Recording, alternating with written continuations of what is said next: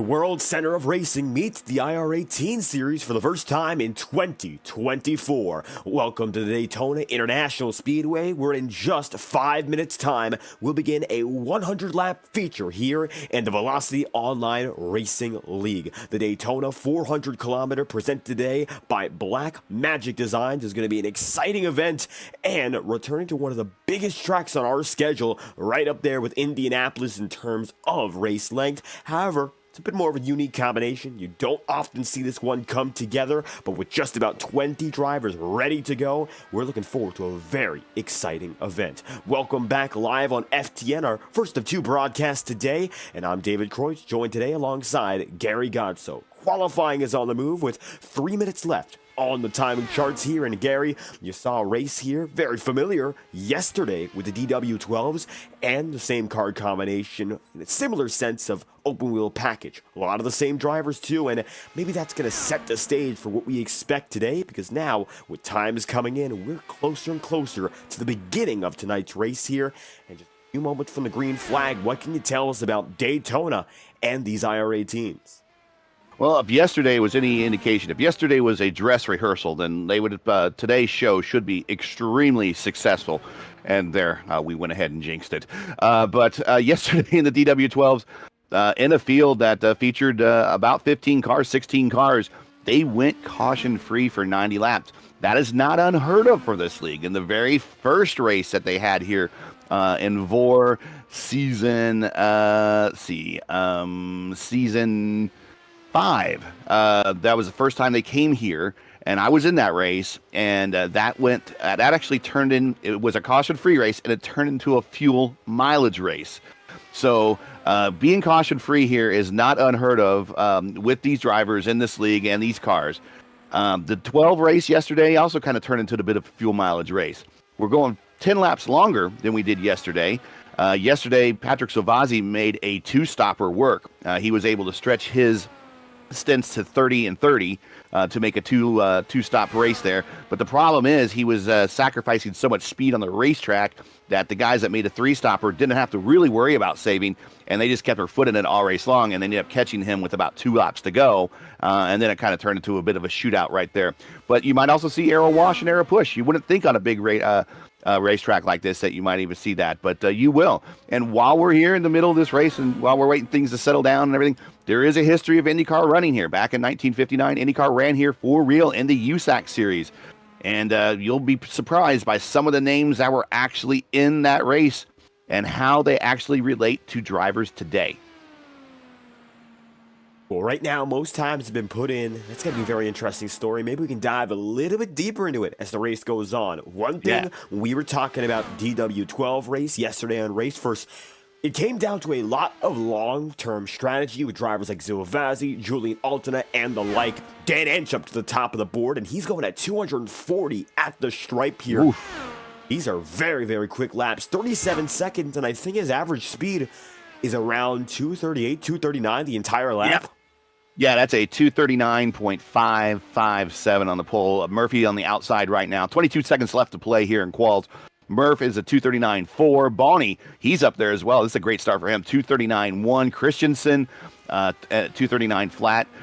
Points leader Miranda is 239 flat as well.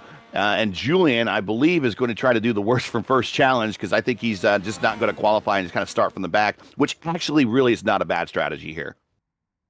Well, it looks like with everyone set in time, save for final drivers, the final 5, it's time to get things going. Starting grid in formation here in the Black Magic Designs 400-kilometer. We'd like to thank Mark Murphy and the Black Magic Designs crew for coming aboard in the last moments to set this race up and make it something special. Mark today is going to be with us on the front row, so a good start there for the number 69 crew. But Dan Ench gets that pole position to 37.258, ahead by just about 19 thousandths over the aforementioned Mark Murphy. Alexander Bonney going to be in third with John Christensen in fourth, and Bruno Miranda rounds out the top 5 on his return with Seb Kinder, position number 6. Pedro Blabel is in 7th with Liam O'Sullivan 8th, and it's Fyodor Dovchenko in 9th. Chris Scala, who broadcasted last week, rounding out the top 10. Yeah, and as aforementioned, Salvazzi, he's 11th. He was the fuel saver last week. Stock car driver Matt Wagner, 12th. He is lined up there with a 236.9. Josh Tucker, the winner yesterday, lining up 13th. Eric Mikado, who made an attempt at the ERL Big Indy 500. Didn't think he made it in, but he made a really strong effort, and I applaud him for that. He's going to be starting 14th with no speed. Strauss was also in the race yesterday. He's starting with no speed on 15th. Julian, he did the same thing yesterday, started from the back and went to the front. He is lined up 16th. Hugo Gallus, 17th. And not showing on my overlay, but will be lining up will be Jonas Weber. He was in yesterday's race and probably learned a little bit, so he's opting to start from the rear as well. So 18 cars getting ready to go at it. It's going to be some big speeds here. We might actually see in the draft a 250. It'll be close, but we might actually see one. We'll see. So expecting perhaps the highest speeds we've seen at this circuit throughout the entire league. That's going to be exciting. Already, we're very close to 240 miles an hour on a single car lap. Maybe Avench put down the absolute perfect lap that would have been possible only half a mile an hour away, and the starting grid is rolling off of pit road. It's an exciting race, as it is Indianapolis, 2.5 mile circuit, but completely different in regards to those turns. Banking of over 30 degrees. It's something special here. Every time we head back to this circuit, this is the third event the IR18 series has gotten this track for, and it's time to see what Dan Ench can do up in front. A few notable figures mired a little further back. Bruno Miranda going to be in 5th. Don't see Craig Forsyth, nor do you see some of the other championship contenders. However, you also have drivers like Joshua Tucker, Julian Alstina, and a few returning drivers from tracks like Indianapolis, such as Jonas Weber. You see Hugo Gala is going to make it back, and exciting one here with the pace car half a lap away from turning down and in. It's a race unlike any other on the schedule, and we're getting set up to figure out how these drivers can handle the track in Daytona Beach.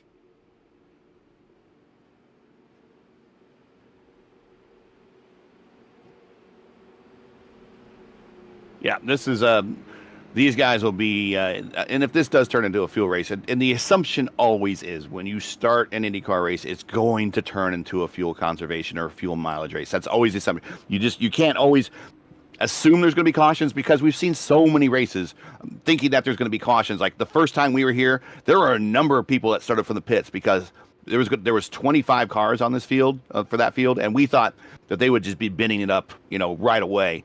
And it just never materialized. So we kind of penalized ourselves starting from the pits. We were never, ever able to quite catch up back to the lead pack because of that. So you're going off the assumption that this is going to be a fuel mileage or fuel conservation at some point during this race. And they are trying to save a ton of it right here under the pacing lap. So we're getting ready to go green. The field is under the command there of Dan, and he is not wasting any time. Welcome to the World Center of Racing. Dan Ench grabs the green flag, and for the first time in Daytona, we're green for the Black Magic Designs 400.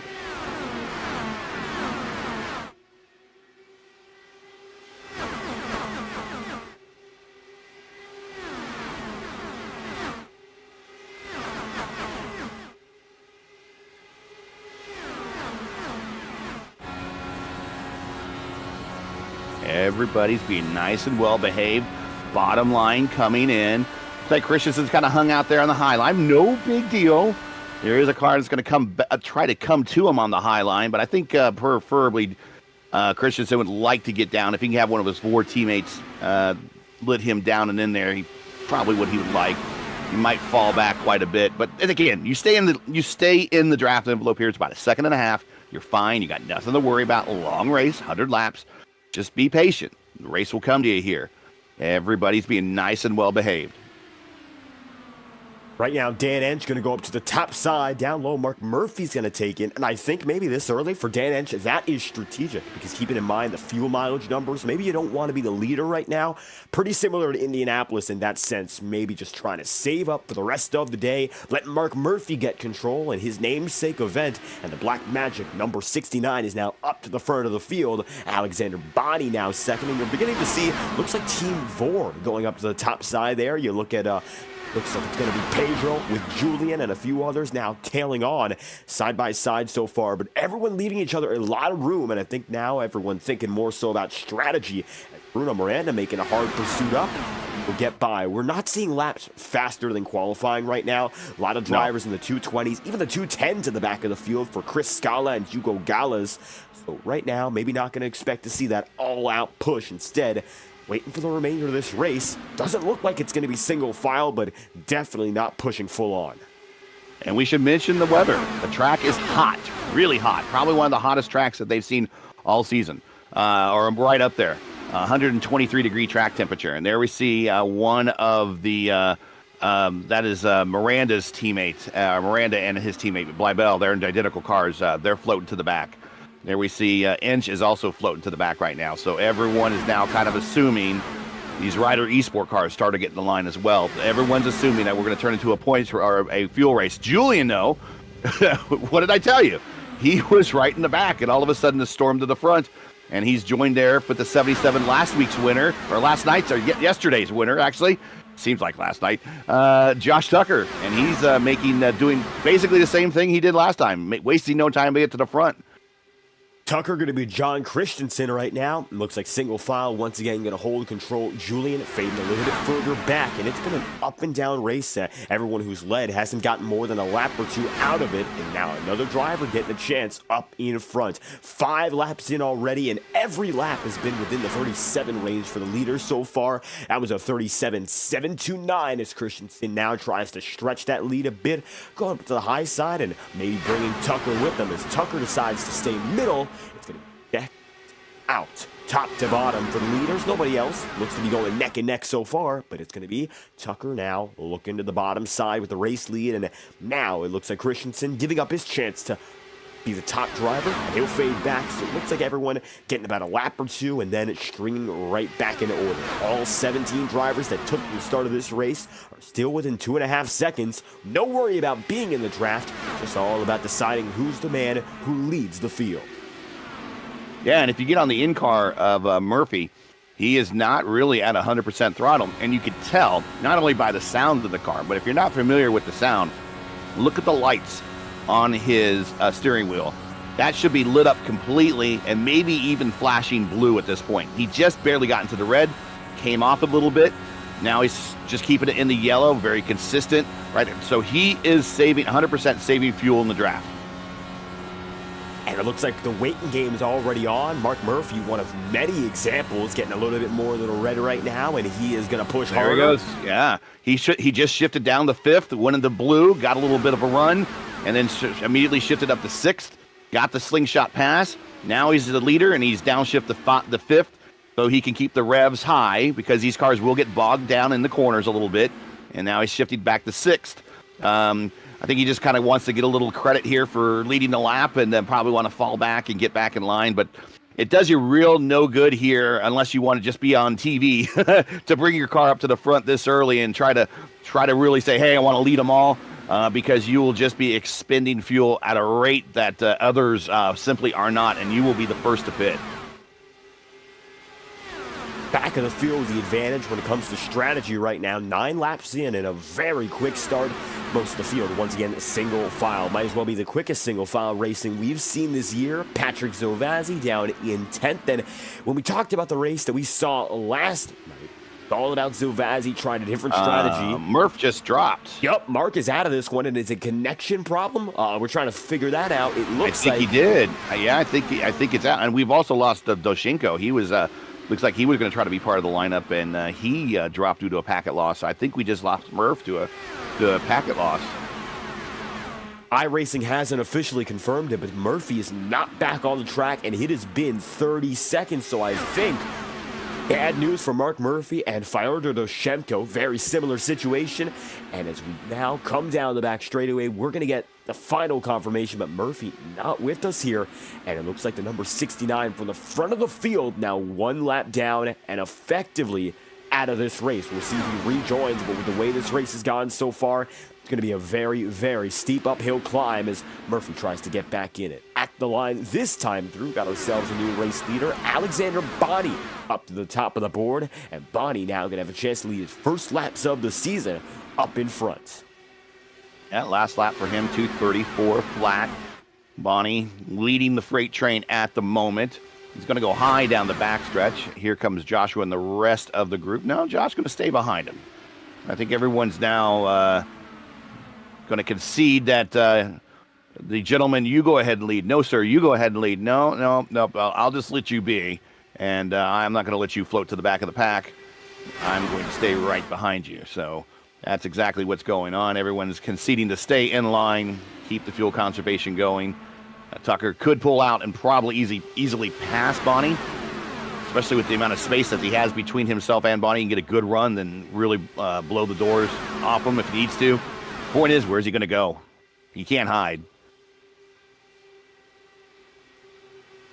And Right Murphy now, connection dropped due to packet loss, yeah. Yep, same error as what we saw for Fyodor, so a very similar cause of disconnection for Mark happened a little bit later.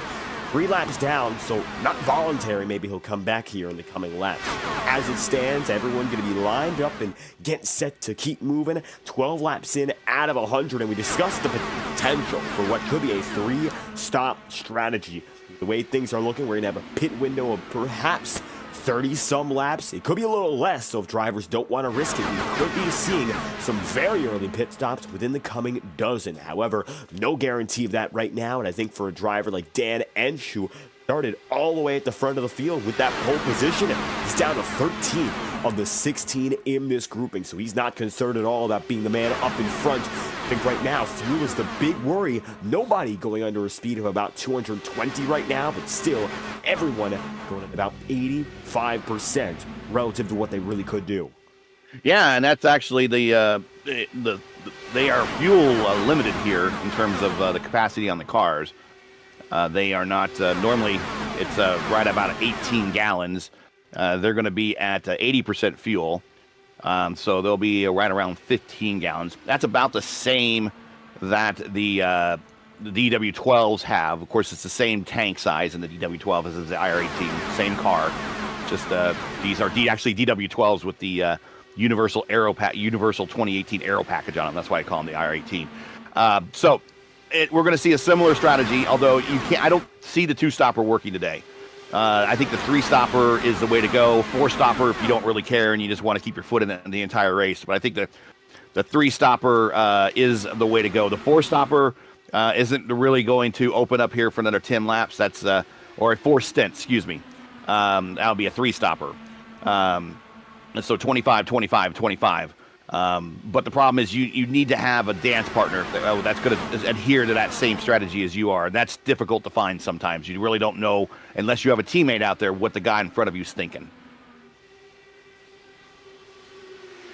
Few of the teams are still going to be bunched up right now. Going to be John Christensen with Julian Altena and Pedro Lavelle. That's one big grouping up in front for Team 4. So maybe a little more help as the race goes on. And maybe they'll be able to stay up there in a bigger pack side by side further on, as you'll see Matthias Strauss, Matt Wagner, Dan Ench, and Eric Mikado all coming through. And largely going to be side by side for brief moments. Nobody really keeping it there for any extended portion, as now Strauss is right behind Wagner.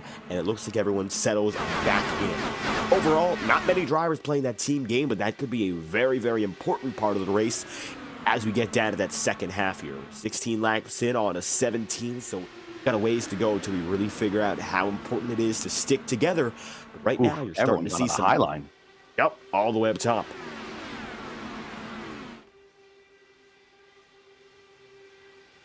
Yeah, I would thought that they would be on the low line, mainly because that's the shortest way around and that's the less fuel. But I don't think tire wear is going to be an issue here. I don't recall it ever being an issue here. In fact, I do suspect that we might actually see some cars come to pit road and go fuel only, especially maybe for a last stop. I don't think tire wear or tire management is going to be an issue. But there are some tricks that you could do in this car in the cockpit to make yourself faster. Really, because of the banking and and just the generated aero downforce that you have anyways, you don't have need for the tools in these cars very much. maybe later in the run when the tires are well worn and you're pretty light, and if you're behind somebody, the air might get dirty and kind of give you an aero wash. But you really don't. Adjusting the roll bars, and if you're handling bad, adjusting the roll bars and the weight jacker on these. If you're handling bad on Daytona, it's probably not going to really correct you. You might have some other damage on the car. So what you do is you want to take the weight jacker and just slam it to -20. And what that does is that lowers the right rear spring, and it gets that right rear portion of the wing, that's the rear wing there, out of the air a little bit more, and it's a little less drag. So these guys that know what they're doing are playing games right now with their weight jacker and trying to keep it in the negatives to keep the wind off the right rear portion of the car, or lower in the wind. Alexander Bonney getting really comfortable up in front. Don't think he's too concerned about the strategy aspects, and instead is just trying to lead these laps. Get some TV time. You earned it. Getting the breakaway up in front of the field right now, about the biggest gap we've seen. Bonney definitely trying to get these laps in, get that attention, and maybe balance it out with our second stint here. Of course, there's still a lot of laps on the table when you think about the fuel strategy, so you don't have to worry as much right now, maybe. I think a lot of drivers are looking for the later part of the race to be more comfortable, but if you want, you could start leading laps and get that advantage early, although I think everyone else is much more comfortable riding at a little bit of a slower pace further back and not fighting for the win. Right now, 21 laps in, that's the move. A few drivers going right up top, trying to carry that momentum down the straightaway and get a little more speed naturally there, but overall, no major changes, and it's one long line taking us down the super stretch from Chris Scala in 16th all the way up. Most drivers look to be getting themselves set for maybe pit stops in the coming 10 laps. So as we mentioned, not a lot of going on the racetrack. This is going to be this is, like I said, it's a fuel race until it's assumed otherwise. So we're not going to see a lot of door-to-door or wheel-to-wheel, wing-to-wing action going on right now at this portion during the race. So hey, I'll give you a chance. I'll give everyone a chance to hear kind of what about the history of IndyCars at Daytona. The IndyCars have run here before, back in 1959, back when the track was brand spanking new. In fact, one of the very first events that they ran here, other than the Daytona 500. The pole was won by Dick Rathman, which is a famous name in IndyCar lore, with a speed of 173.210 miles per hour and a Curtis-designed Offie-powered roadster with skinny tires. Yeah, skinny tires. So, by comparison, that season for the Indy 500, which was the other largest track that the IndyCars ran at that season, Johnny Thompson won the Indy 500 pole with a speed of 145.908 miles per hour. So there's a difference of almost 30 miles per hour between the fastest speed in Indianapolis and the fastest speed here at Daytona. That might as well be 100 miles per hour based upon the safety and the driver, what he had available to him to survive a crash at the time in these cars.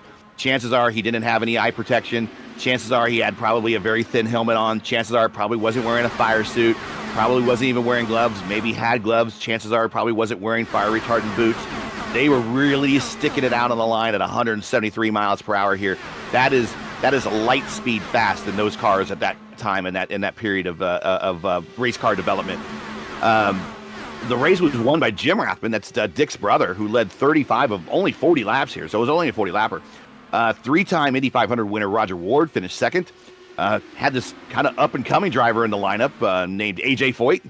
He finished eighth. Also in the lineup was Tony Bettenhausen and the Clown Prince of auto racing. Oh, Bonney coming to pit road. So he's going to be the first to bite here early, 24. So he's going to go 25, 25, 25. I think he's made a decision. He's going to do a three-stopper for sure.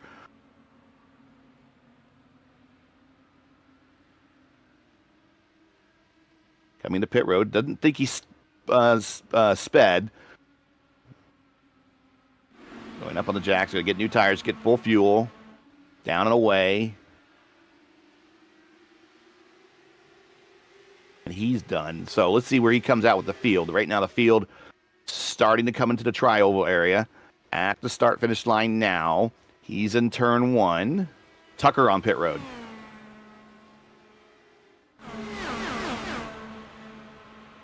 So a good fast stop by Bonney. He's going to be out in front of the pack. So the hope for him is that he needs to be up to speed, and he catches Tucker in about turn 1, turn 2, or in the backstretch, and then he'll have a draft partner. And just a reminder, the pit road speed for these cars, 60 miles an hour.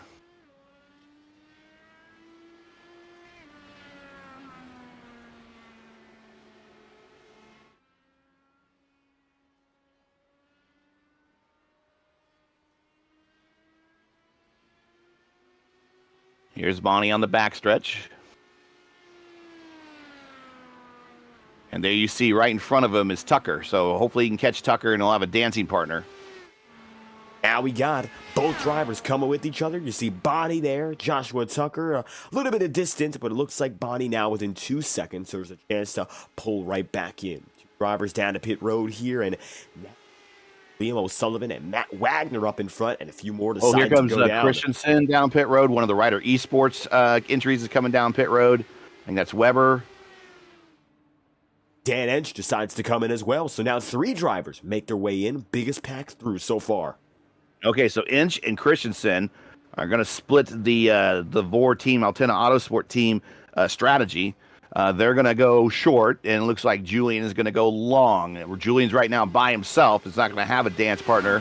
I think there's only 3 of the team cars here, but he might pair up with one of these guys in front of him. Okay, here comes the rest of the field. Here comes the rest of the field. Look at them spread out, try to give each other room so they don't pile into the back of one another. And Wagner's going to get right off of pit road, so he's going to have a penalty entering, and Liam O'Sullivan's going to be the first man to follow, but Wagner's in trouble, and he'll dive in immediately. Yeah, it's really tough to bring these cars. Oh, got contact on pit road. And multiple drivers missing their stalls. Kinder, I think, had contact on pit road. Liam O'Sullivan, I think, is going to be the first one off.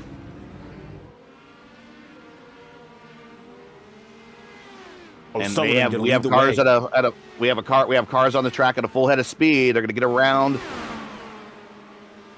O'Sullivan. He's trying to pedal it hard on that pit access road there on the bottom on the apron, very slippery. And he's going to pop out right behind Bonnie and Tucker. So Bonnie has run down Tucker.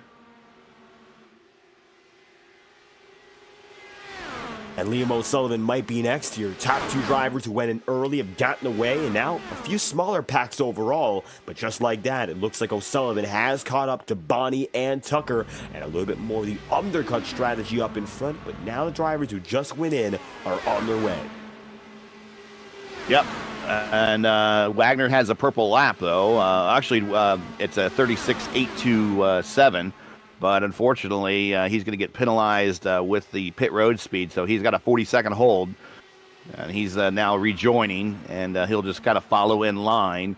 Now what he needs or wants to hope for is now a caution. And maybe possibly he'll stay out, get the wave around. We'll see. But everyone looks like the majority of everyone is on the 29-lap, long run strategy, which isn't a bad idea here, really. Just let the tanks run dry and then pit. Go as long as you possibly can. They managed to almost save kind of what the DW12s almost did. It's a lot easier to save fuel in these cars versus the 12. The only way you can save fuel in the 12s is with your right foot there. That's feathering the throttle or just not being at it 100%. Here in the IR18s, at least you have engine mappings, fuel mappings that you can change to help save a little bit. So I guarantee all these cars, with the exceptions probably those in the back, that's way in the back there trying to catch this main pack, are probably not even close to fuel map 1. They're probably in 2, 3, or 4 for that matter.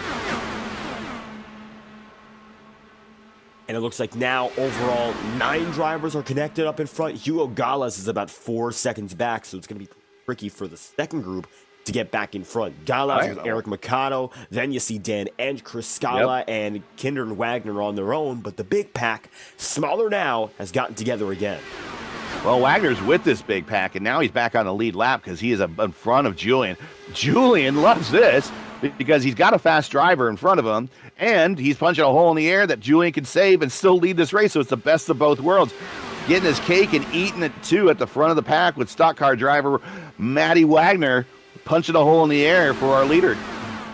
Wagner deciding to stay ahead here, and no reason for him not to. Just running with the pack and going to have a bit of an advantage relative to all the other lap machines who are going to get eventually put further down. Julian, great for the VOR team, who will look to be separate now. Looks like John Christensen still with them, and Pedro at the tail end of the pack. But it looks like now it's that number 11 with a chance to get towed around, and no complaints so far for Julian, and Liam O'Sullivan there in second. Bonnie is falling back into fifth, and it looks like Josh Tucker going to be in third right now as side by side Jonas Weber goes up top. First third of the race is down already, and so far we've seen a lot of more strategic racing, even in the green flag sense. Everyone getting ready for what's yet to come, and we know that, of course, that lap 90 to 100 stretch is going to be intense. But right now, getting ready for what is going to come from there. Just got to get through the first trials and tribulations. First pit cycle's out of the way. Now we're about 35 laps in, and we've still got about 2 to go. So what that green flag pit stop did is it kind of separated out the field a little bit. You have the guys that really aren't used to coming to pit road that hot, probably conservatively hit pit road and kind of cost them some time. They're a little further back in the pack. This main group of drivers, pretty comfortable hitting pit road hot, hit pit road hot, and are still able to stay with each other right now. And then if we could make it to the next green flag stop, which will be 24 or 5 laps from now for this main group, we'll see if we shorten them any by any penalties or any incidents they have on pit road. The biggest portion of what happened on pit road during the DW12's race was people missing their stalls or not hitting their marks, which is very easy to do in these cars. That's what we saw, of course, hit marks, pit road, and played a big role for Matt Wagner, but Wagner is still with the lead pack, just in a different sense. Catching up to Seb Kinder, who's going to be in 15th right now. Seb is about 23 seconds off the leaders. However, not running slow laps, and since Seb is pushing, he's actually going at about the same speed as everyone else.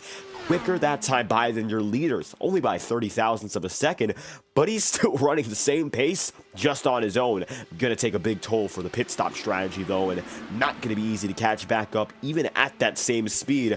It's a disadvantage, but Seb not going to be completely out the water and will have a chance to stay on the lead lap, at least for the next 20 or 30. Yeah, he needs to hope for a caution back there. And so Gallus in 10th, Mikado at 11th, inch.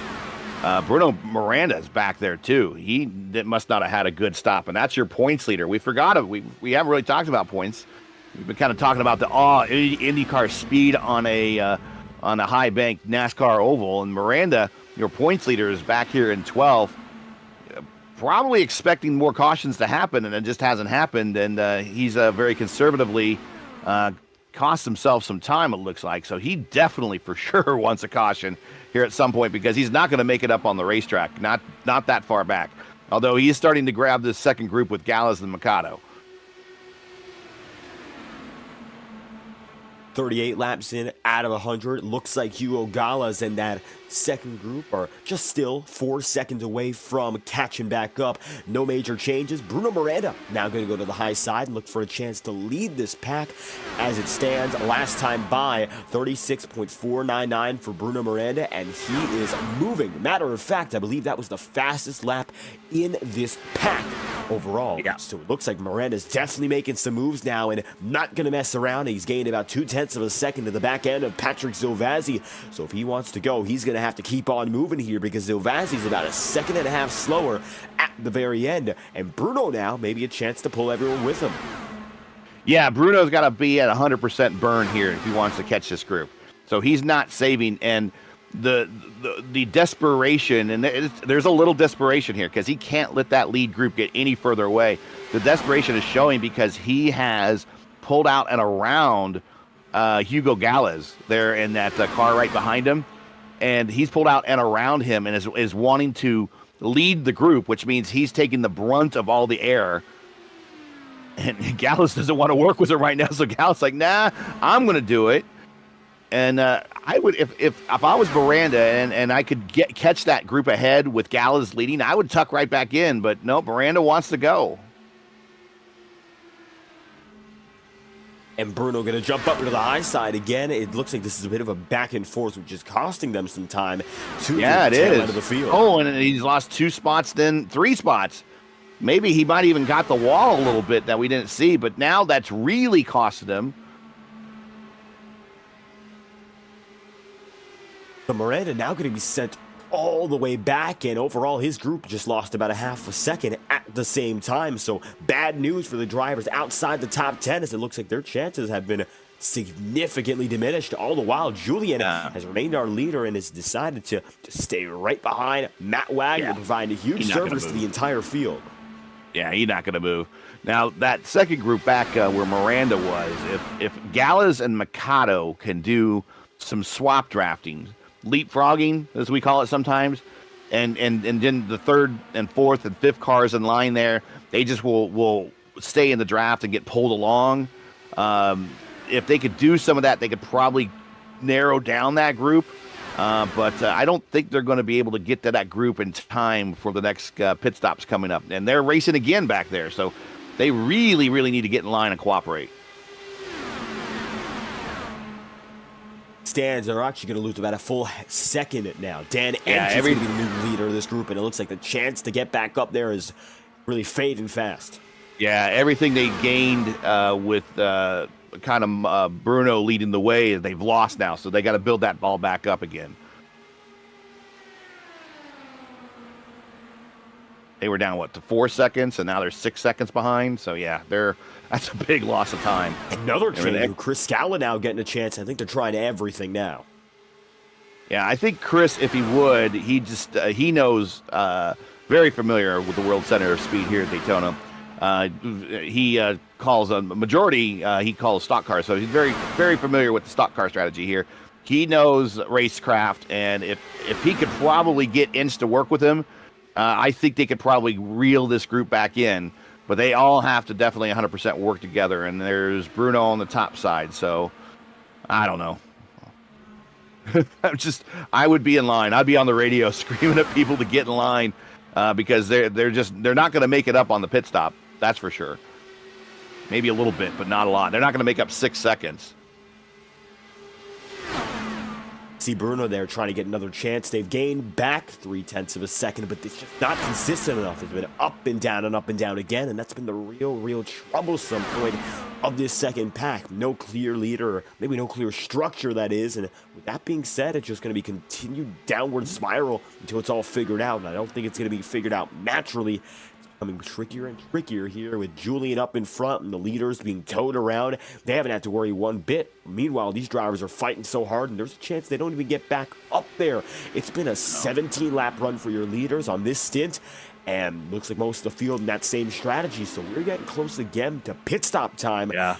And we're about 8 laps away at the very most, which means these drivers got to figure it out quickly if they want to get back up there, and it looks like it's going to become very hard if they don't.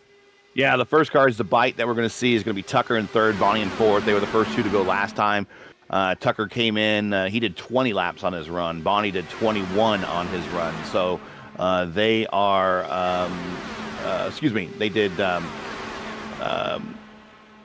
stint one, Tucker did 25 laps on his first run. Bonnie did 24.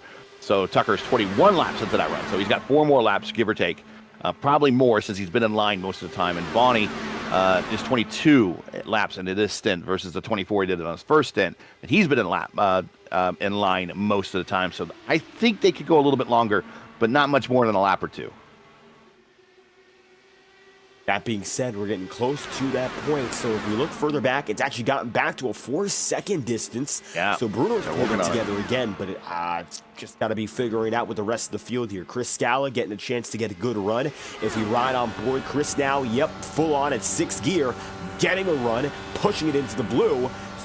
Now going to take a turn. It looks like Bruno and Chris might be the duo that get this second pack together. And Bruno now going to lie back as Chris uses that monster run out of turn 2 to get the jump. 3.8 seconds here. Looks like the fight is on, and they've decided that it's going to be Chris and Bruno pulling it together. And a little note about Chris Scala. You can thank Chris Scala for me being here in the booth with you today. He is the one that gave me my start at iRacing broadcasting.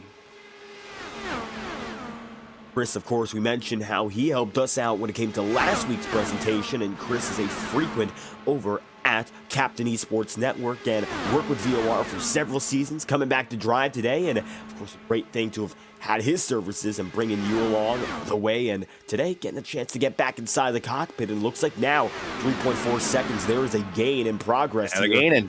They are. You can physically see, I'm riding along with Chris right now on my cams, and I can physically see them getting it closer to that group. And I do want to give a shout out to stock car driver Matty Wagner. You want to know what his purple lap time was? Well, the purple lap time was 36.057. That might mean nothing to you unless you know how to do that conversion in your head really quick to what that speed is. The speed, 247.529 miles per hour.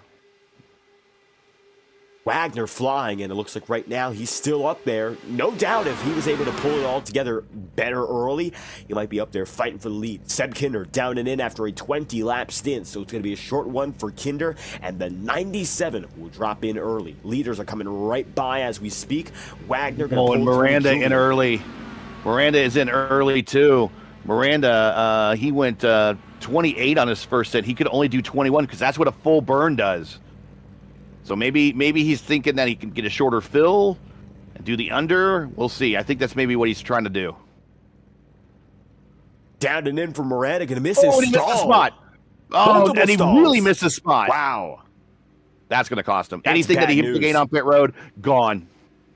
And Bruno Miranda, all the sacrifices made to help out with that second pack, and it's going to all be shoved down. That's done.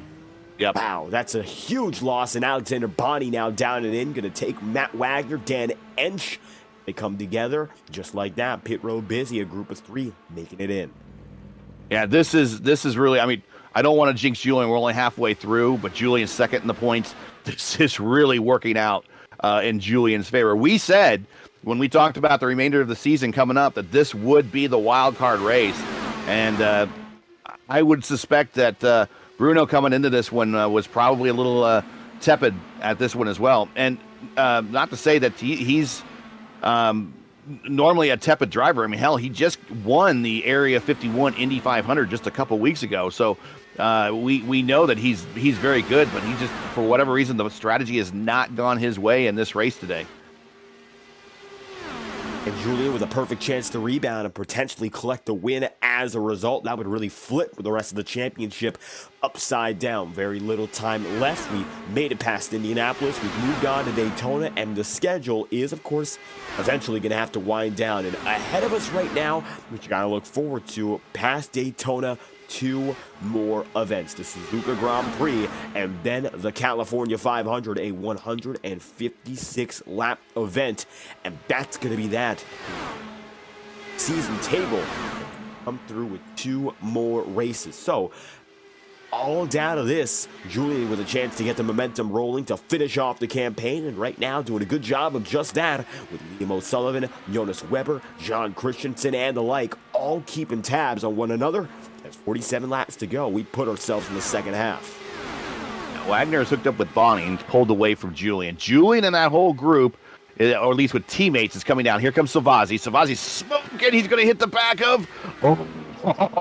Christensen had to see him coming because if I would have seen him coming in my rearview mirror, and I would have been panicking. I thought he was going to hit him, but Savazzi probably, I think he hit the grass a little bit. It's going to cost him time. Hits the marks, so hopefully he didn't lose a lot of time here on pit road. Weber, O'Sullivan, Strauss, those Ryder eSports guys, they're all lined up.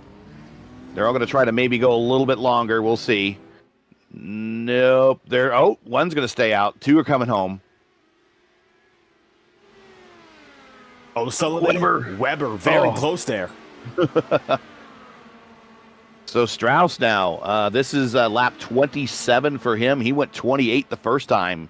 So he is going long once again, and Pedro right behind him, doing the exact same strategy. He went 27 or 28 the first time. He's on 27. Weber exactly went 27-27. So he is on the same. So these guys are all on the same schedule. They weren't really able to save very much on this stint. Matthias Strauss now going to come through Leibel. Pedro and close there, but no trouble. And that's a 27-lap stint as well. So we should be looking at, for the leading contenders, one more pit stop. Yeah, hopefully. So Bleibel in, Strauss in, Weber on the backstretch, coming up the speed, kind of going to get freight trained here a little bit, but he's going to be by the time he's up to speed, he will be with this group. Julian will get the lead back more than likely. Ooh, Tucker, not much of a gap there, but slides it in nevertheless. He had the old Brazilian clear.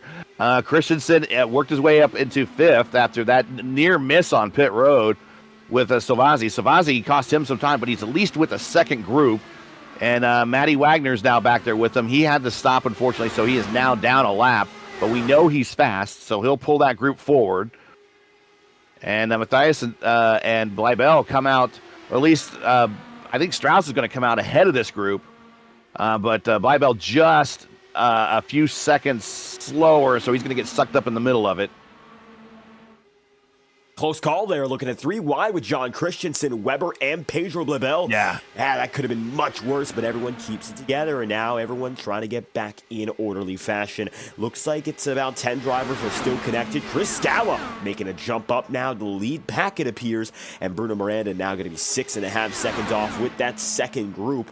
So all of a sudden, a different picture up in front. A few drivers that have made their way in, and Matt Wagner still racing around the leaders, but he's not the driver doing the towing here. Instead, it's Matthias Strauss lead his first laps of the day. Yeah, Scala, an awesome job. I mean, he was 4 seconds back, 6 seconds back. Now he's with this group.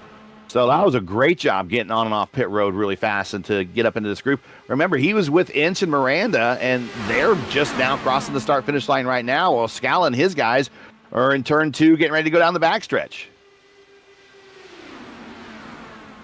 Coming down that back straightaway here, inside line, going to be dominant. Few drivers, Zilvazzi and O'Sullivan further back, trying something, but getting back in order. 42 laps to go. Leaders are set to go for just one more pit stop. And that being said, we've gotten past the early stages of this race, and now moving on to what could be the most intense portion. Everyone getting ready again. Matt Wagner decides to take back the role of the tower, and up there doing his service and currently still on the lead lap as a result. 15th, not the best of days for this 54 crew, but overall staying on the lead lap is a big deal and helping out all these drivers along the way. I'm sure they're very thankful for the chance to save more of that, which will mean it's not much a struggle to get there to the end.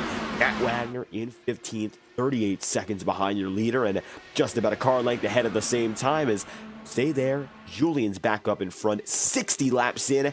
Everybody's single file and coming across the stripe. Yeah, Matt's wanting a caution.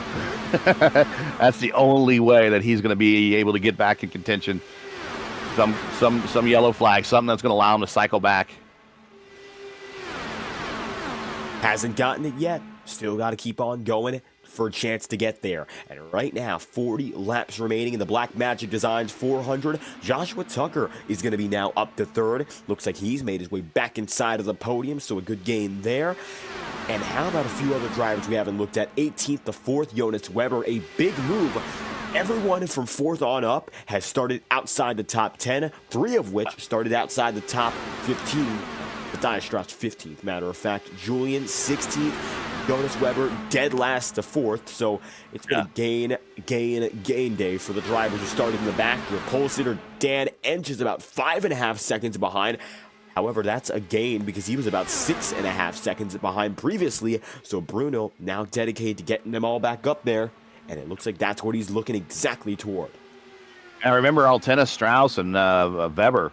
They all decided to do the no qual and just start back there. That tells you how the draft works here. As long as you stay in it, you are in contention.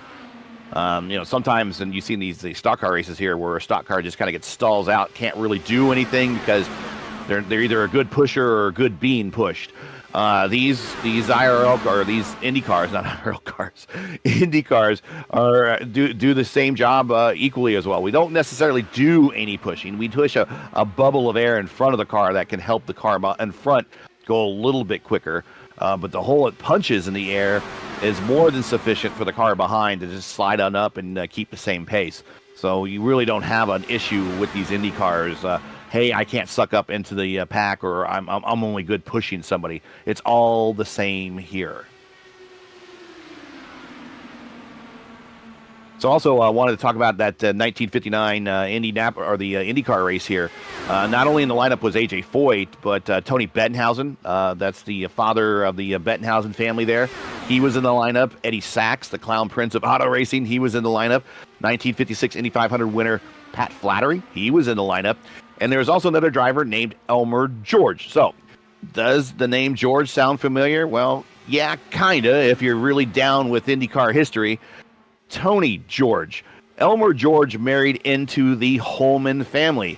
That is Tony George's father. And that is Ed Carpenter's step-grandfather. So he was in that first race here in Daytona as well. Unfortunately, the race was marred by the death of a three-time USAC Champ Car winner, George Amick. So when it came time, when USAC actually said that we would commit to the track with Papa France, he said that they would come for two races. They would do an opener, and they would come back for July 4th weekend. Well, after the race, these drivers like, nope, not coming back. The technology of the track at the time was so advanced that they exceeded really the safety of the cars. The drivers knew that. They knew that they were sticking it out there. There was a fatality on the track, at least one fatality on the track. Drivers were not very feeling safe, much like in the 1969 Talladega 500 with NASCAR, where they said that they were going too fast, and the drivers did a strike. Drivers kind of did the same thing. Go to USAC, say, nope, we're not doing it. So USAC sanctioning body comes back to Papa France, says, we're not coming back in July. Well, by that point, Papa France was already selling tickets and promoting that there was going to be a race July 4th weekend. So in the void of IndyCar not being here for July 4th weekend, that is the creation of the Firecracker 400. So NASCAR, you are welcome. We gave you the Firecracker 400.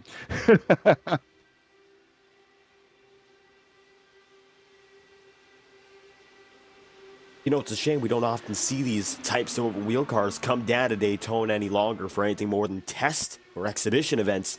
Yeah. I think it'd be fun. It's dangerous, I guess you could say. Of course, that's a big worry, 240 miles an hour and then some, but it always seems to be an exciting challenge.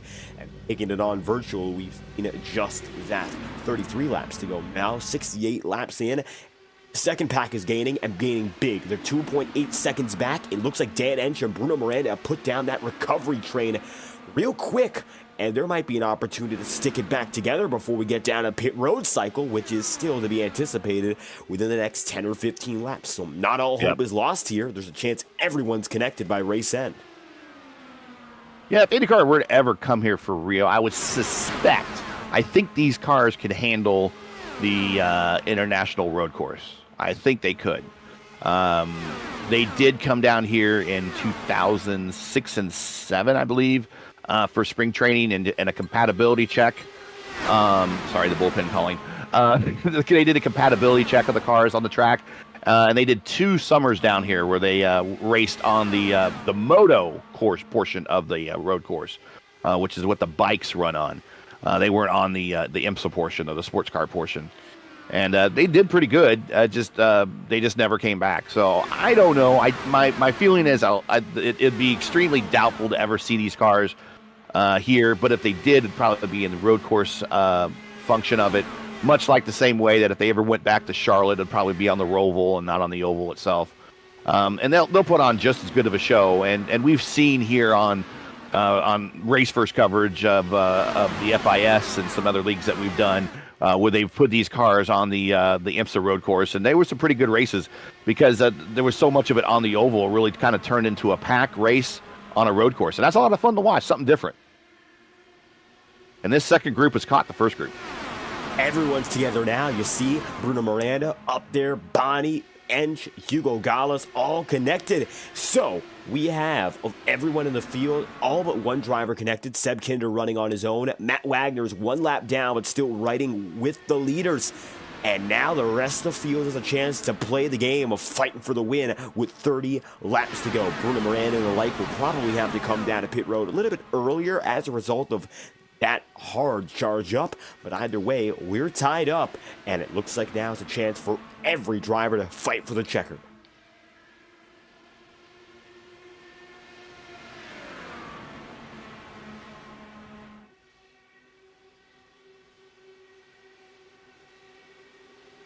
Christensen coming to the line again, leads the way. Julian Alton, his teammate, running right there in the second spot. And it looks like now swapping down to the inside, Julian going to make the pass for the race lead. Teammates working together up in front, a huge deal at Daytona. And I think now, Gary, that we're coming closer and closer to the end. It's going to be a very challenging race if you don't have anyone with you. And Team VOR might be at the biggest advantage. Yeah, numbers have advantage here, especially if you can use a teammate. And they are together up front. They've worked together a number of times. Christensen's racecraft has come a long way, and kind of the tutelage of Julian there has helped him out a lot. I'm sure they're working together on a radio channel. Now, the other thing is they're going to have, they could have possibly another team right behind them. If Weber can get it to Strauss, then you'll have the Ryder eSports guys up there kind of working with, so it'll be a little bit more even terms, 2 versus 2. Right now it's 2 versus 1 with Strauss in the disadvantage. I think everyone's still trying to hit this last numbers. I don't think we're going to see a lot of racing. I think that's going to be the case here for the final stretch of this run anyway. Maybe lap 80, 85, we get everything cycled out and we start going full on again, but that's not what we're seeing for the time being. 74 laps through, most drivers are still hanging around, getting themselves set up for what is next. The big concern is just getting there to kick things off. Then from there, well, hopefully we see a little bit more of that action at the tail of it. And Gales, Miranda still at the tail end now, saving big. You ride on board with Bruno, and he finds himself in 6th, running in the middle of the yellows here. So you know he's saving for certain just to dive down and in. So Bruno now down for his last pit stop, and he's going to have to make it a good one. Oh, is that going to be a penalty? Uh-oh. That was very close. He went off the track, but did he go fully enough to be considered out of pit road? We'll see when he hits his stall, if he gets held there. Yes, nope, down on the way. No, Bruno's on the way. And taking a look on board is with right him out one with more them, time. so that's an advantage for Miranda. Oh, that was unbelievably close. We ride on board here, and you see that tight, about an inch. That really made the difference, and he gets lucky. No trouble. Goes on the way. Matt Wagner now going to come down and in to pit road. The lapper makes his way through, and everyone's settling in for the final pit stops. And Bruno, wow, what a close call. As you see side by side for the lead again. Final pit stops are now in motion, and we're getting steady for the last cycle.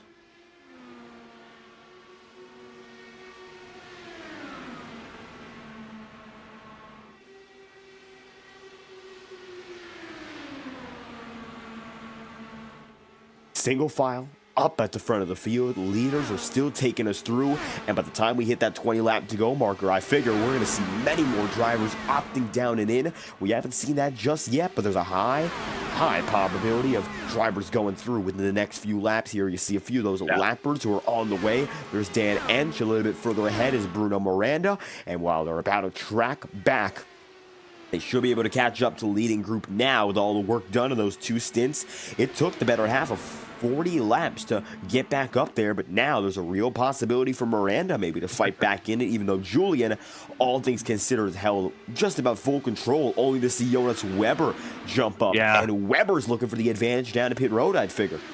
The Ryder eSport guys are now teaming up, but the thing is, they got to get in the position where they can get down to the bottom lane and get to pit road, and there's no reason for Christensen and Julian to let Jonas in at all. I mean, there's no courtesy there whatsoever, no need to be. So Weber is probably good to just crack the throttle just a tick, get back behind Julian, fall in line in front of Liam. Here comes the back of the pack. Bonnie and Gallus are coming to pit road for their final stop.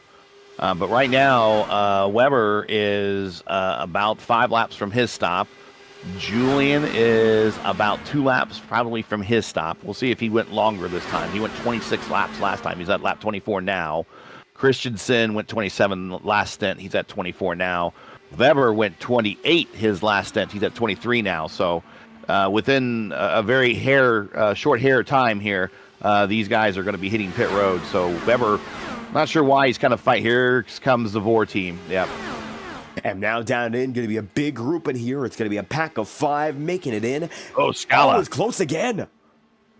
Scala. He got in there, though. He was nice and safe. Tucker was on the outside. Chris really didn't have much to do. Chris almost stopped short. Getting lucky there. Julian down in the way. Tucker down in the way. Christensen down in the way.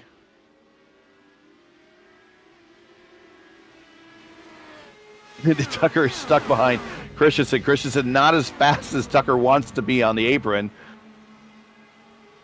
So Julian kind of a little bit to pull away. Here comes, and one of the VOR cars is going to be there as well with Inch. That's going to help Julian. So now we're getting everyone filed back together. There's Dan Ench, there's Julian Altena, and they are together for the first time in this race.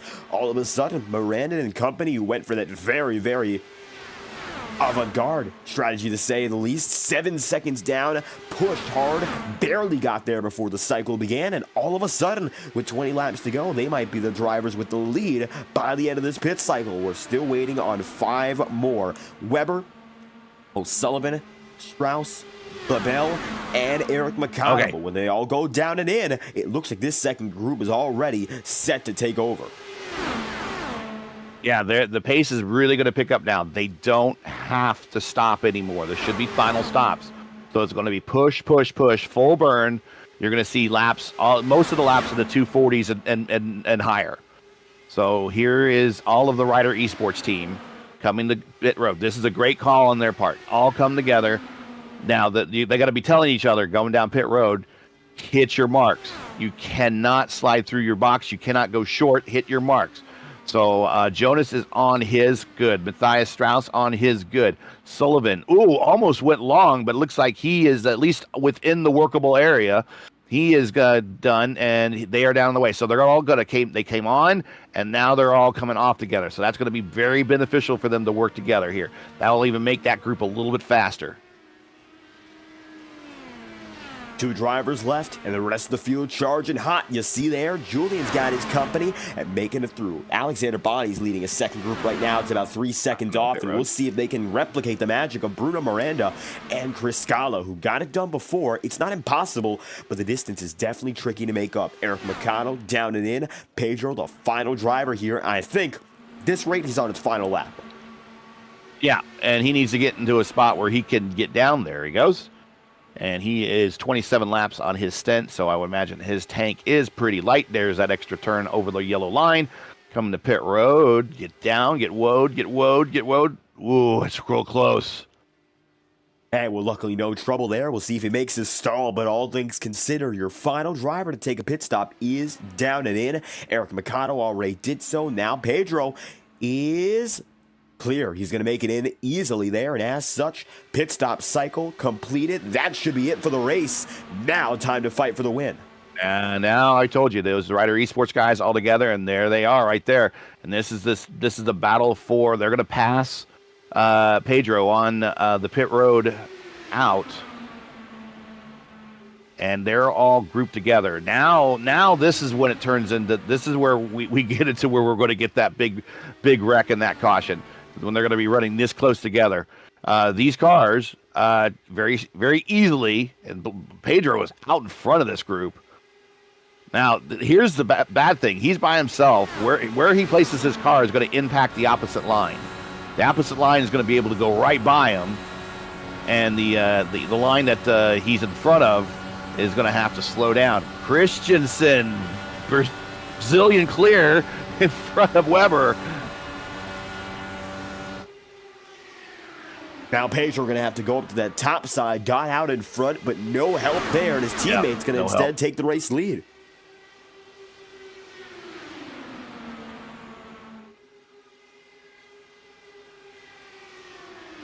Christensen with the advantage on the bottom. Jonas Weber right up top. They're side by side now through 3 and 4. And all of a sudden, a different look up ahead. Looks like Team VOR can have that bottom side together, though. So there's some teamwork coming into play now with what's going to be 14 laps remaining.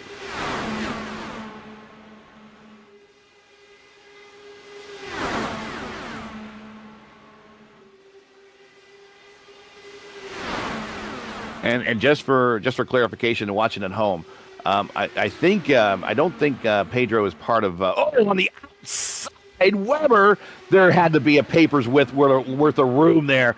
Forced his way through.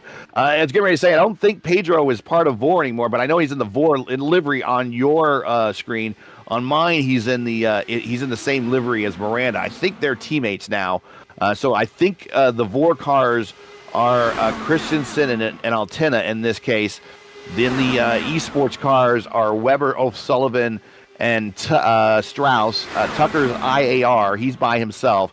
And then Bruno and Pedro, which are now a car apart, are on a team as well. And Bruno has got himself back up into this mess here.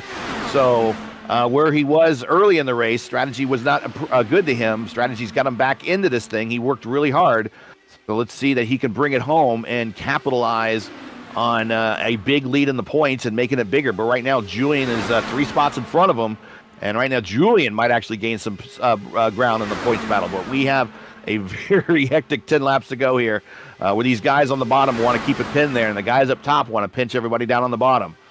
And looking at what we have left in this race, I'd have to ask here, when it comes to the drivers who don't have a team, maybe Josh Tucker, for instance, right now, nobody work with, what is it going to take for a driver like him to get up there and snag that race lead and maybe go for the win, even if he doesn't have help in this situation? What's it going to take to... He needs an opportunity to happen in front of him. And then if that doesn't, he needs the manufacturer's opportunity, which possibly means, if that middle lane opens up like you saw right there, maybe suck up into that hole, try to get go 3 wide in the middle. The guy on the outside is the one really at the disadvantage there.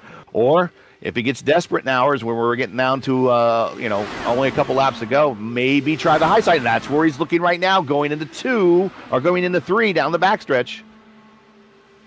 So you got to manufacture your own opportunity. He's got no one to help you, no one to punch a hole for you, no one to follow through. Maybe he does decide to hook up with one of these Rider eSports cars. If maybe say like Christensen makes an issue where he has to check up or something, and the eSports car goes around him. Maybe he follows the eSports and fills in that hole. I don't know, but you have to manufacture or find some luck here. Right now with 10 laps to go, it's time is of the essence, so if you want an opportunity, you got to look for it now. Double file is common now. We saw it a few times previously, but all of a sudden, you see every driver making their way through. It looks like if you want to fight for it, you got to make the pushes. Early on, we saw that single file racing was carried over for the first 60, 70 some laps. That's not the case any longer. It is aggression from here, and we're now 92 laps through, and drivers are still pushing each other to wit's end.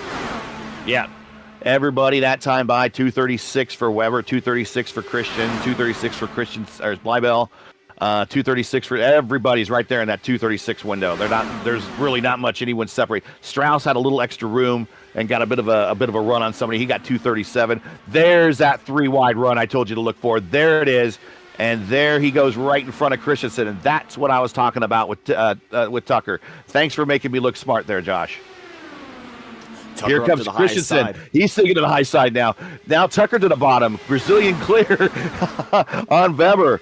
And we see from the pits, Mark Murphy said, whole house internet died. And Murphy, unfortunately, not able to continue, the only retiree of the day as a result. Everyone else has kept going. It looks like Seb Kinder now coming down into pit road for the final time. That'll put him 3 laps down. 3 wide now for second. That's Liam O'Sullivan up to the top side, and I think he's got eyes on the prize. Top spot he's looking for, but he just can't get there. He stays locked up top, and Team VOR now coming with Christensen there, and not to mention Julian Altena, who led much of the middle portion of this race. 7 laps to go, and we are getting wound up quick. Yeah, much like stock cars here, that third line, you don't want to be there. Now, stock cars could beat and bang each other a little bit, not lose momentum. You beat and bang here, you're causing a big one. So 3 wide for IndyCars doesn't work. Weber on the bottom there. He's glued to the yellow line. So is Tucker. So there's going to be no passing on the low side. Christensen, he's sticking it out up there. The problem is it's not the fastest line around here. He needs to get down to the bottom or maybe get a car in front of him. But I don't see Tucker leaving the bottom. He did exactly what I thought he would do on the outside. And then he, just as once he got cleared, he slammed the door and went to the bottom. And he's trying to bring it home now, do 2 in a row. Win yesterday, win today. And now 6 laps remain to perhaps go for the double. Side by side, 95 laps through, and it looks like the rest of the field still laying back, looking for opportunity. This is the most important portion of the section. Comes this race. We've gotten past the pit stops. Now we're at that final stint, but this is the end of the end. So if you got to make it through here, you got to get more aggressive. Up to the high side, you see drivers looking at the top, looking at the bottom as well.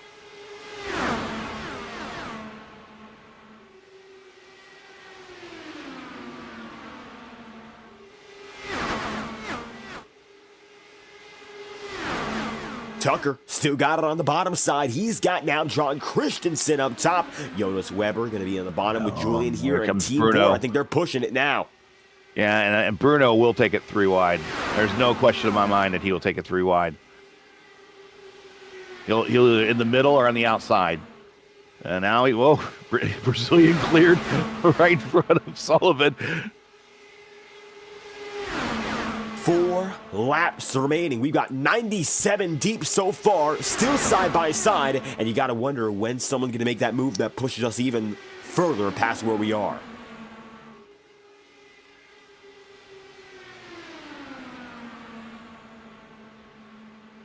All right, now Julian. Now it's at some point, loyalty's in, and Julian now sees his chief rival right off his right rear. Left rear. So at some point, Julian's going to say bye-bye to Christensen, and it's going to be every man for themselves. And we are almost there. I'd say at next lap, it's every man for himself. Julian is thinking about that outside line. He's thinking it. He's thinking it's going to take a look. And if Christensen gives him room, Julian will take it. Dan Inch now moving up into this battle. So he's recovered very nicely from kind of a mid-race where he was marred further on back. Okay, here we go. I think all bets are off at this point. No more friends.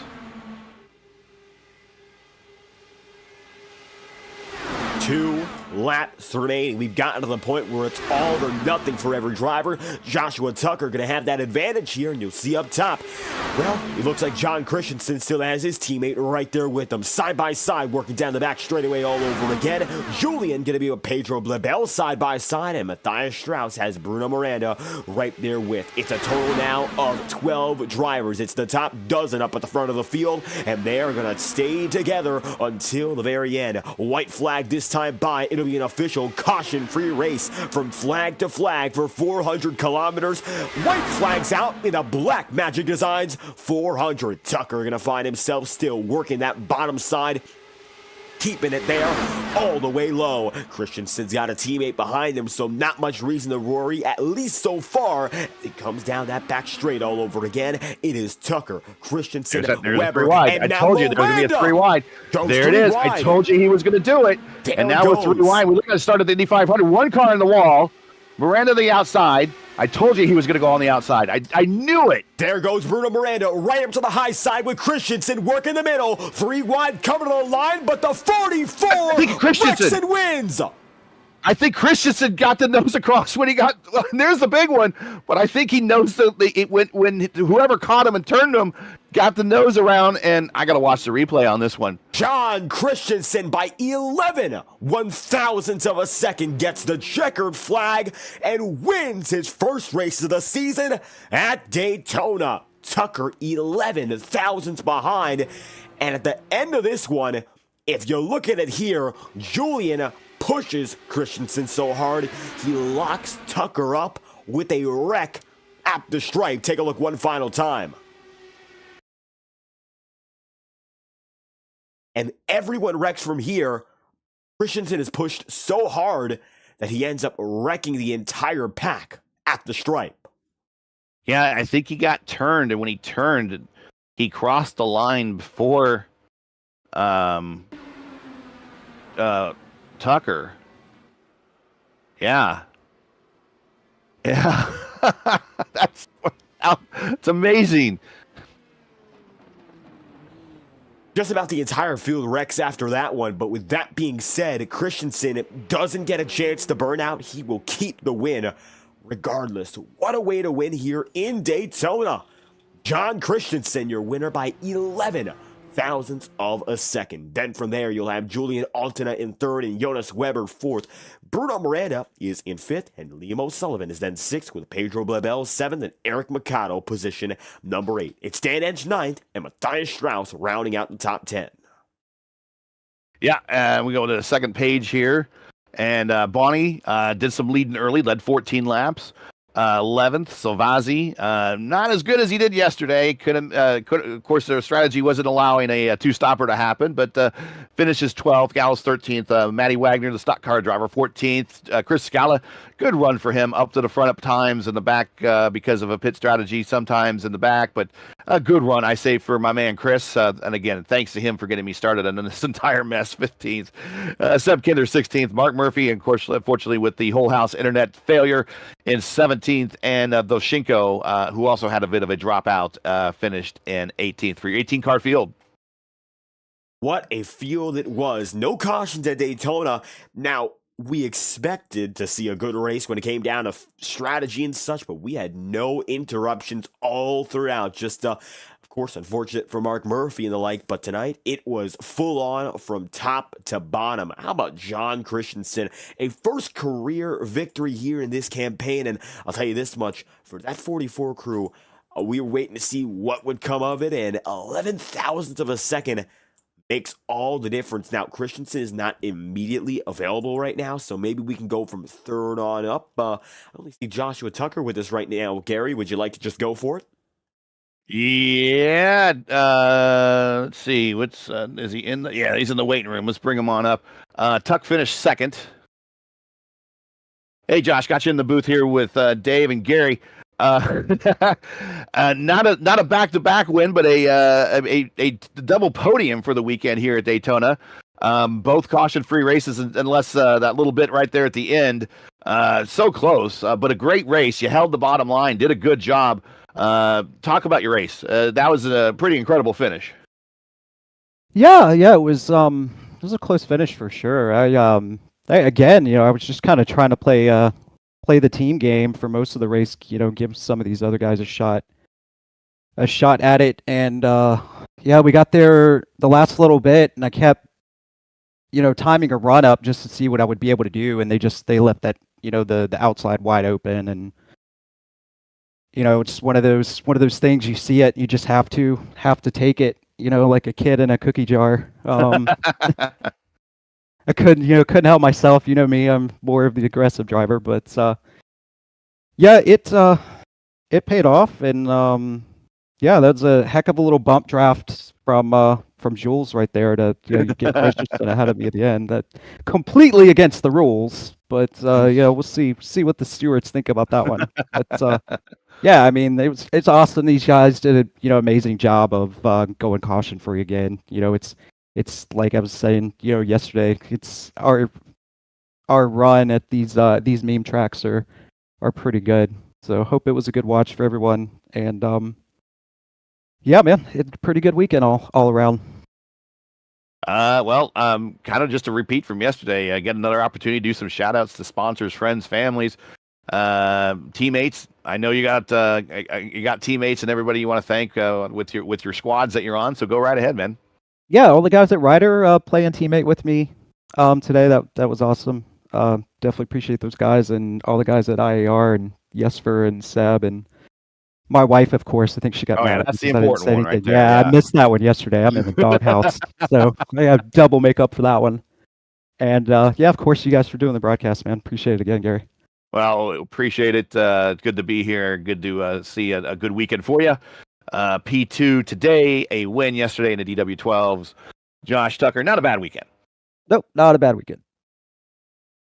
And waiting for Julian. I'm not sure if he's going to pop in here or not, but we do have the winner in the waiting room. So if you'd like to do the honors, Dave. Well, let's get the number 44 in with us right now. John Christensen, 11 thousandths of a second. It was a race of strategy and attrition till the very end, and then all hell broke loose on that final lap on the straightaway. But it looks like of everyone in the field, you had the best outcome of them all, and Julian is with us too. How about that? Well, we'll get Julian immediately after. John, the special occasion, of course, victory lane. It's all yours. How you feeling? I feel absolutely incredible. This was just an awesome race. Not only was it fun to do, it had me on the edge of the seat. I was really worried about the pit stops because pit stops have really been a pain to me lately. And I was able to get them perfect. Our team was very strong. We all got top 10s. I've been in here for a long time. Probably one of the longest active people so far. I joined back in 2020, and I got my first win in the league about a month ago, and now I win here, and it feels even better than the last time. And getting the opportunity for the first time here, Gary, you got a question for our winner? Well, no, I was going to point out his first win at Indy, second win at Daytona. I mean, you're picking the crown jewels, man. Yeah, I'm just kind of at a loss for words again. It's really awesome. Julian helped block out the top lane. We were trying to strategize the whole race. Big thank you to 40 Raceware also for sponsoring. Helps out the team. And yeah, just awesome day for all of Altona Autosport. And yeah, I wish I had a car to actually do burnouts with, but last time it didn't go too good. This time I was hoping for better, but I guess spinning across the line is just as good. An exciting short celebration, we'll say that much. And today it all came down to the pack environment at the very end. You and Julian ended up being right there, nose to tail at the very end. And we saw that push and shove and then the destruction after. Having teammates here at Daytona, always a big deal. So what was it like working with Team VOR today? It was really cool. We were trying to strategize throughout the whole race. We were going to try to pit together as much as we could. And yeah, we really tried to block off the lanes as best as we could. I tried blocking off the top lane at one point, and Jonas ran over my rear tire, but it is what it is. I'm not going to complain too much. And then Julian also giving me an extra push across the line. I think I still would have gotten it, but the push was nice. Well, it looks like today. And also, yeah, I would like to say big kudos to Ryder. They put up a really good fight. It became a battle of the teams at the end. Well, it looks like one final push going to seal the deal for Christensen's crew, the number 44 winning. And John, if you have any final shout outs to make sure to let us know here. Yeah, shout out to 40 Raceware for sponsoring the team. I also just want to thank Julian for bringing me on to the team last year. And I'm happy that I'm finally really starting to deliver. And I look forward to future seasons with the team. And an exciting way to win here today. John Christensen, checkered flag is yours, and we thank you for your time. Thank you. Looks like, Gary, we have the 11 of Julian waiting right with us. We're replaying that finish, and you see Julian spinning just about the same time, and we've got our third place finisher immediately after our first here. Gary, how about that? Julian standing by. Hey, Julian, congrats on the podium here. You got to be happy when kind of a driver that you brought on, you kind of mentored a little bit, gets the win. Second win, not in this series, but his first IR18 primary of the big league win here. But he also got that win in Indianapolis earlier in the IR05 series. Got to be happy when one of your proteges gets a win. Oh man, I hope I didn't break my mic yelling to John in the team channel. I was yelling and screaming and everything. My heart is in my throat right now. That was just, I mean, I don't know if it's the best VOR race ever, but it's very very close to it. I can barely speak. I'm out of breath from all the yelling and just the nerves in general. But seriously, what a race! I'm so proud of John and everybody. Even though Pedro is outgoing, he is always a team player, a legend of ours. So is Dan getting the pole. Just a really great day for all of us today, and I'm just super happy to get a double podium for us. We were kind of joking around with 5 laps to go that this was a Ryder versus VOR battle there, and it really Yep. was. It was awesome. I really enjoyed it. We all raced really hard and fair, and it was great. I'm in the Discord right now. Josh is upset that apparently I bum drafted, but I was going for P3 and I was not lifting there at all. It wasn't a bum draft. So if anything, I ran straight over John. Just going for my own result there. So I don't really know what he's upset about. Probably just salty that he got beaten, but it's fine. It was a great race, seriously, and no disrespect to these guys. They were awesome to race with. So we've turned 300 laps in VOR history at Daytona. 300 laps, only 3 cautions. Race 2 that we did there, the one that Will Lyon won, you had 3 cautions for 9 laps in that one. But since then, and I'm not sure when those cautions happened, but since then, you went 90 yesterday in the 12s, caution free, and you went another 100 today. Almost 500 miles, really, of caution-free racing here at the World Center of Speed in open-wheel cars. I mean, that you got to be pretty proud of that with your drivers of your league coming in here and being very respectful and ultimate racecraft, putting these cars out there. We know netcode can be an issue at any time. We know that, people can have equipment failures at any time, but you're still able to pull off, 2 out of 3 races in the history of the IR18 league you've done have been caution free. Only 9 caution laps and 300 laps in the IR18 series, and then a caution free DW12. That's got you got to make you want to put Daytona on the schedule again.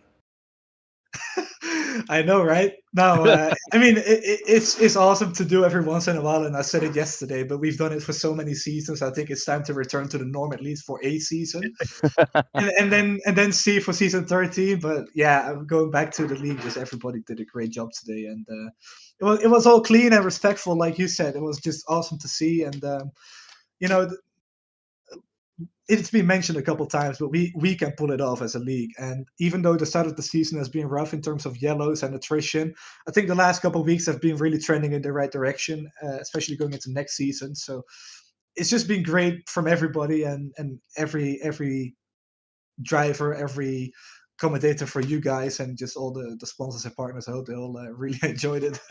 I think honestly, this was the race of the year, absolutely. Maybe even the race in this particular series, at least, of the league. It's hard, but I really don't know what to say. It's just incredible. I'm a little speechless. I keep yapping about everything, but I just don't know what else to say. One last question here before we do the shout outs. We only got a couple of races left. You made a little ground on Bruno in the championship. Is there still a shot to get him for the championship crown, or is he just a little too out there, or you need a lot of luck? Honestly, I'm not really sure. This is the only series at the moment that still has drop weeks. We moved away from those in IR5 and DW12, so I don't know how the standings look with that applied, but I think I got a decent shot still.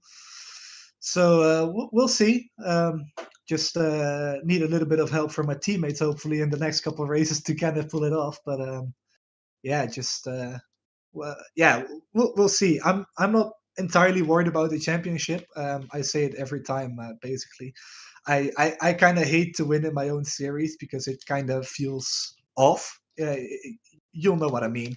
Yeah. So if I finish second or third right now, I really couldn't care less. In my eyes, for my satisfaction, I won the race because my team won the race. So that's all I care about. And if I don't win the championship in any way, shape, or form, I really don't care. It's just awesome to run with these guys. And even last season and a couple seasons before that, I was in a championship battle, and I said to Matthias Kraus when he was leading the championship and we were fighting, like, I'll give you, I won't make it easy for you, but my commitment isn't on the championship, if that makes sense. Like I'm not Yeah. gonna practice 20 hours a week to win the championship. I honestly, I just do a couple laps in practice before the race, and then when the session opens, I'm ready to go, and I just go from there. So I just take each race at a time, and if I get into a good spot in the championship, then so be it. And if I don't, that's just the way it is. I'm not gonna push for something like that. I'd rather focus my entire team attention also on leagues like Indy Elite, for example, where we're really taking off and gaining traction to so to speak. So that's where my focus lies, not necessarily on winning a championship here.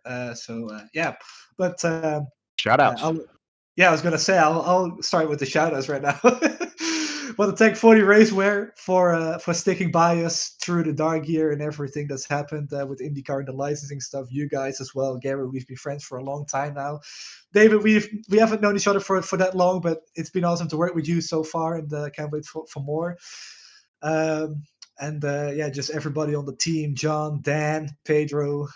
I don't know if I'm forgetting somebody. I really hope I don't, but it's just my mind is completely overjoyed right now. Sorry if I forget anybody. It's nothing personal, I swear.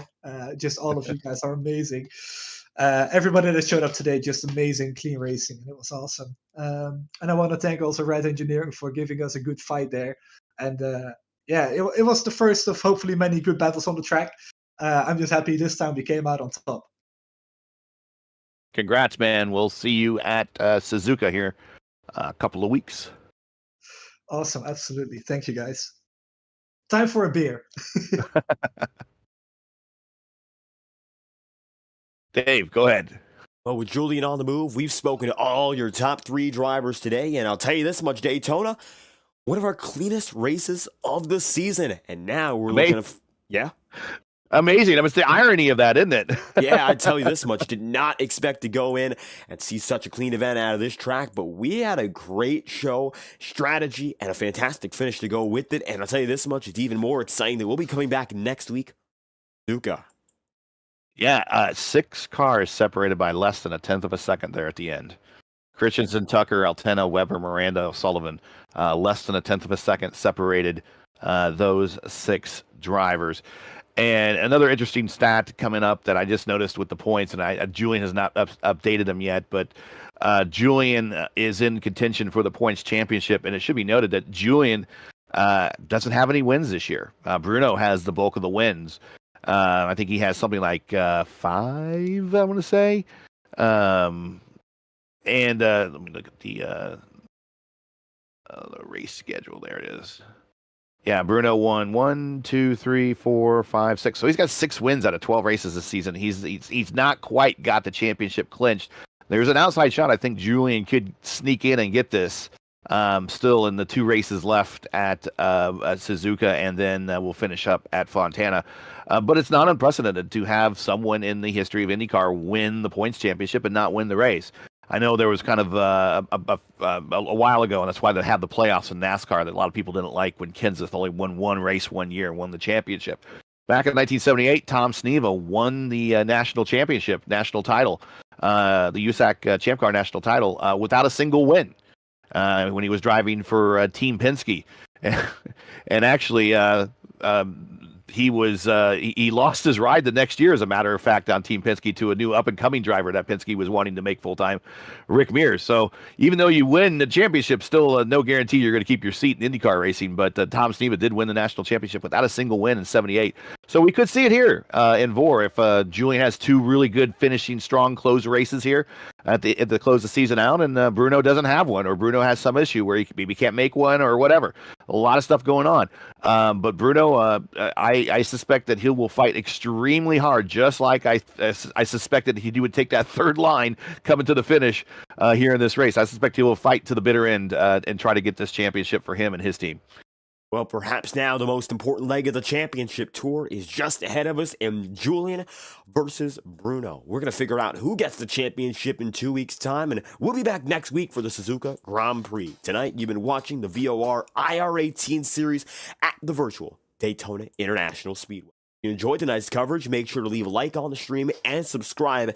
FTN will return with Saturday Night Thunder's coverage for the virtual Auto Club Speedway, so hope you enjoyed that racing as well. The day is not done for us here, and there's a lot more coverage to come. Next Saturday, keep tuned in for the Suzuka Grand Prix, and we hope to join you there once again. I've been David Kreutz, joined today by Gary Godso, and we hope once again you enjoyed our exclusive coverage here of the Black Magic Designs 400. Thank you all for tuning in to tonight's presentation, and we hope you have a great night.